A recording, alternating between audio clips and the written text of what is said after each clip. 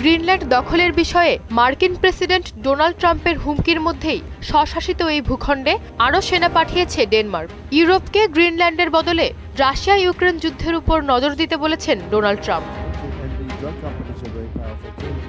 মার্কিন প্রেসিডেন্ট জানিয়েছেন, গ্রিনল্যান্ড দখলে তাকে বাধা দেয়ায় আগামী ১ ফেব্রুয়ারি থেকে যুক্তরাজ্য, Denmark, Norway, Sweden, France, Germany, Netherland এবং ফিনল্যান্ডের পণ্য যুক্তরাষ্ট্রে প্রবেশে ১০% শুল্ক দিতে হবে।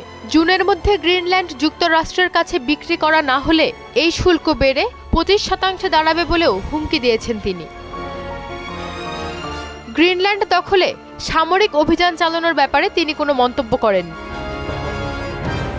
এদিকে সংঘাত নিরসন এবং গাজা শাসন ও পুনর্গঠন তদারকির লক্ষ্যে ট্রাম্প প্রস্তাবিত বোর্ড অফ পিসে যোগ দেওয়ার আমন্ত্রণ পেয়েছেন রাশিয়ার প্রেসিডেন্ট ভ্লাদিমির পুতিন।